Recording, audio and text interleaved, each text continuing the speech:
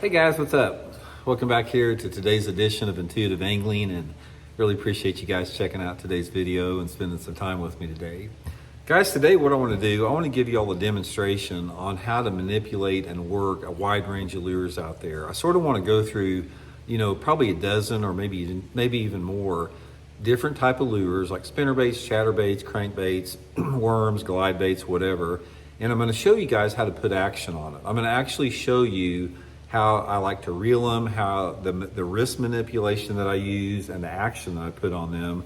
Because one of the things about it is in bass fishing, when you're, fishing artificial lures, a lot of times you have to create a reaction strike for the bass. You have to trigger the bass into biting.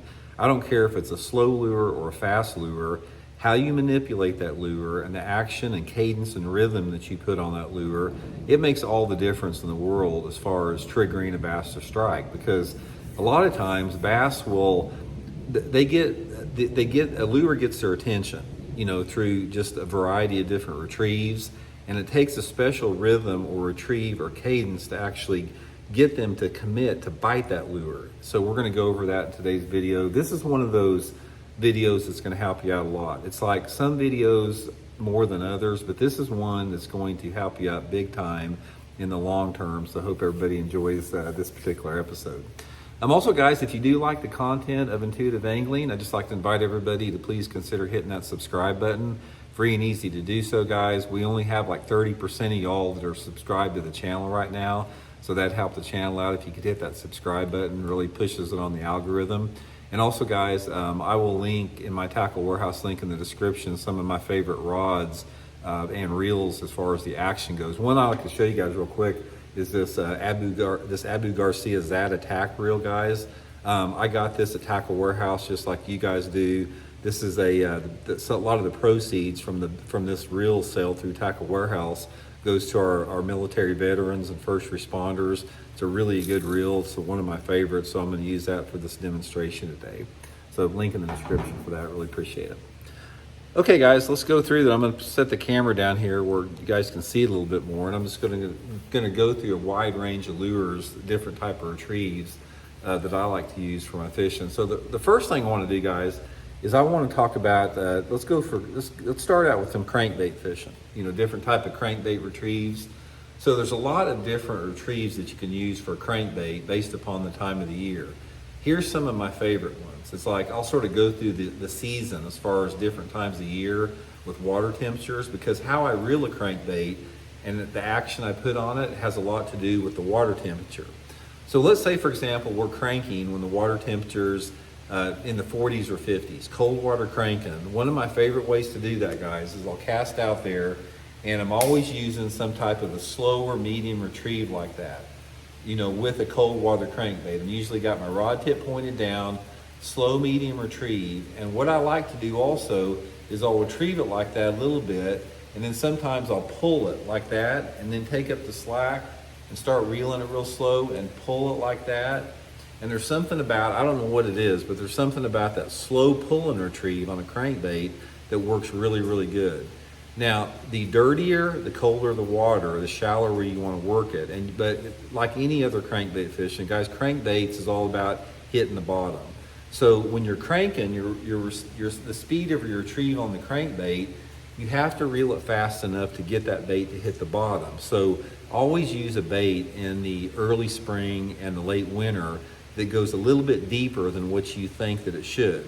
Say, for example, you're fishing a wiggle wart, which a wiggle wart will dive 7 or 8 foot deep on a long cast.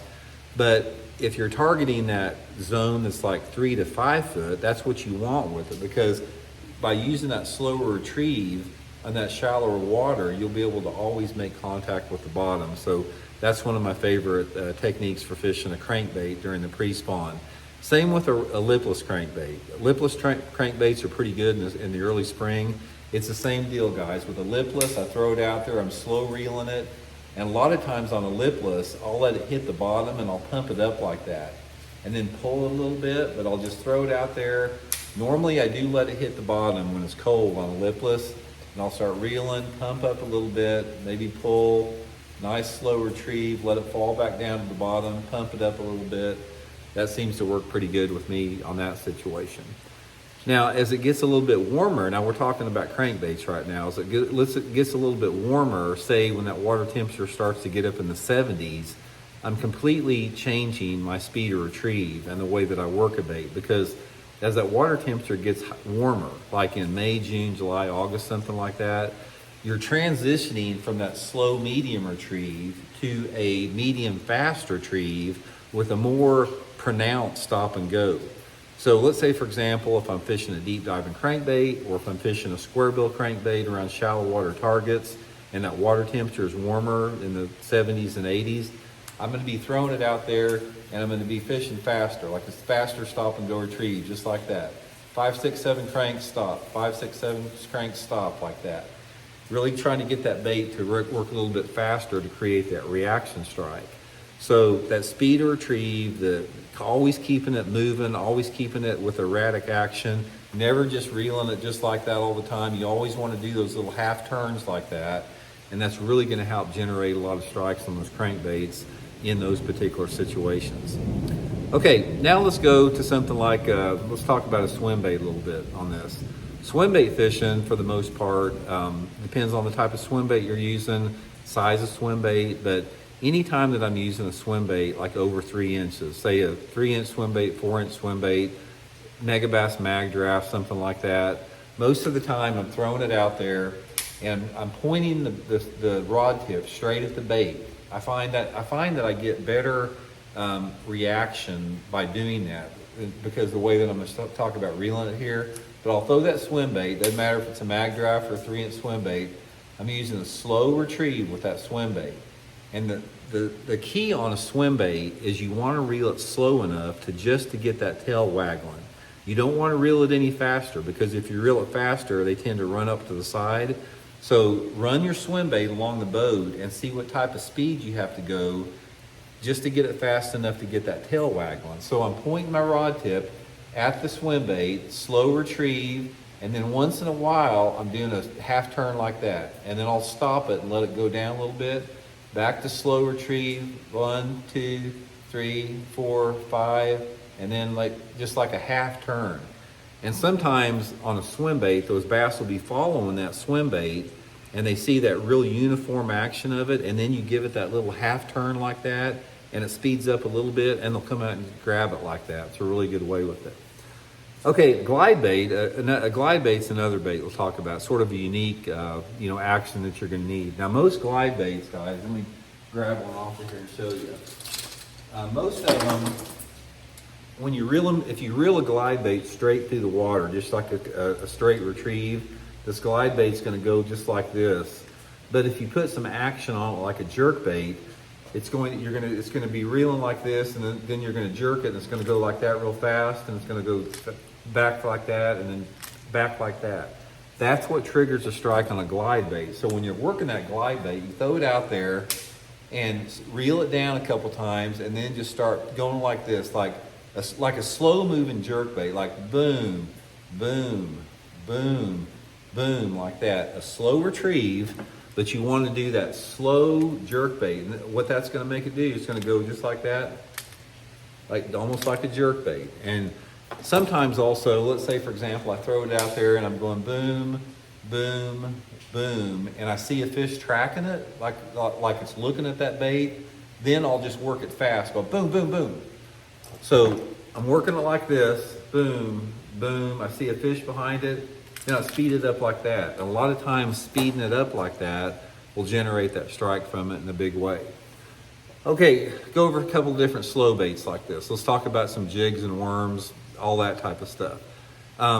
There's a difference between like a Texas rig bait and a flipping and pitching jig and a football head jig. The way that I fish my swing head jigs or my wobble head jigs or my football jigs are like this. On a wobble head, I cast it out there, rod tip low, and I'm just barely cranking it, just like that. Just like a crankbait. I want that bait slowly hitting the bottom. If it comes up off the bottom and I lose contact, I'll let it stop. Nice slow retrieve like that. That bait's just bouncing on the bottom. But on a football head jig, instead of pointing the rod tip straight at the bait like I do with the wobble head, I got my rod at an angle and I crank it a few times and then I pull it. And then I take up the slack, fast enough to where the bait doesn't stop. So the football head's jigging like, it's moving about like this, and then I take up the slack and it slows down a little bit, and then it speeds up. So it looks like this, like boom, boom, like that. Take up the slack enough, boom, just keep pulling it like that. It works really good. Okay, Texas rig. There's a difference between casting a Texas rig and pitching and flipping a Texas rig. If I'm casting a Texas rig, I'm throwing it out there. I got my rod tip at about a 10 or 11 o'clock position, and I'm just going like this, like boom, boom, boom, just like 1, 2, 3. I'm trying to get it to come off the bottom less than a foot off the bottom. I'm trying to hop it 4 to 6 inches. So cast it out there, just like that, reel it, drag it like that. I don't really want to drag it, I want to hop it, but I don't want to hop it very high on a cast. Now, if I'm flipping and pitching, a couple different things here. If I'm flipping and pitching a jig or a creature bait or a Texas rig, it's all the same thing pretty much. I want to have a combination of shaking the bait or a high hop. So I'll throw it in there, let it go down into the tree or the bush or something like that, and just sort of shake it in place. Say I pitch it in a tree or a bush or around a dock, I'm just shaking it in a spot like that, take up the slack, shake it without reeling it. So that jig or whatever you have down there, it's just sort of, I've got my jig down here. It's just sort of like undulating. It's just like going like that on the bottom. Now, if that doesn't work, a lot of times I'll snap it off the bottom. So I'll throw it out there, let it go down into the tree or the bush, and I'll snap it like that, like boom, boom. And I'm trying to hop this jig or the Texas rig like a foot or two off the bottom. And sometimes that will create a reaction strike, especially in a little bit warmer water. That works pretty good. Alabama rig, guys, it's very similar for the swim bait. If I'm fishing an Alabama rig, I throw it out there, I'm reeling it slow in. And guys, here's a big tip on the A rig. You will catch 10 times the fish on the A rig if you use the half turn. So throw it out there, just slow, medium retrieve, and occasionally go like that. Like that. Don't just reel it like that. You're not going to get near the bites. Do that half turn. I bet when I'm fishing an A rig, 80% of the bites that I get come when I do that half turn. That half turn technique is key, guys. If you don't know how to half turn a reel, where you're reeling like that and you go just like that, you need to implement it in your technique a lot, because that half turn is a key element to triggering strikes with that. And then finally, the other lure categories out there, let's talk about the last two, jerk baits and topwaters. We talk a lot about jerk baits on this channel. I've done a ton of videos about working a jerk bait. The traditional jerk bait technique, as far as it's just jerk, jerk, pause, jerk, jerk, pause, jerk, jerk, pause. I don't use this very much at all. The jerk bait technique that I use are two different ones based upon the time of the year. If I'm fishing when the water temperature is warm in the summertime of the year, I don't pause it much. I'm going boom, boom, boom, boom, boom, boom, boom, boom. I'm keeping it moving. And if the water's cold, like if the water's below, 55 degrees or so, I'm pulling it and twitching it. I'm not jerk, jerk, pause. I'm throwing it out there, reeling it down, jerking it down. Once it gets into that, the deepest part of it, I'm just sort of twitching the rod tip, like vibrating that rod tip a little bit, and then reeling a little bit, vibrating that rod tip, and then I might snap it one time. But one of the things that'll help you on a jerkbait, guys, is just twitch it in place like that. Like try to get it stationary, almost like it's just vibrating there, and then give it a quick snap occasionally. You'll catch a lot more fish like that. I've got a lot of jerkbait videos in my playlist if you guys want to refer to get that. And then finally, guys, topwater. Topwater, there's a lot of different ways you can work a topwater based upon the topwater. Walking topwater is pretty similar. It's just like, you're just walking it just like that, like a Zara spook or something. And you can vary the speed of it based upon what you're trying to accomplish. Same with a popper. Poppers, it's sort of like same with a walking topwater, except you can pause it more. And then, or your prop baits are the same way.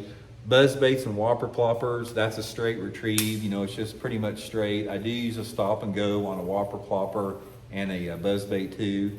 And that pretty much covers a lot of the different lure categories out there. But the main thing that I can tell you about your cadence and your retrieve that you have with lures is number one, experiment, because you never really know the personality and the mood of the bass. Sometimes they like it fast, sometimes they like it slow, sometimes they like it mid-speed. Just experiment until you figure out the one that they like. And always have a erratic retrieve on almost any lure that you have. I don't care what it is, if you have an erratic retrieve where you can do something to trigger that fish to strike, trigger that strike through an instinct or reflex action, you're gonna get a lot more bites. So anyway, guys, hope it helps you all out, and we'll check in later.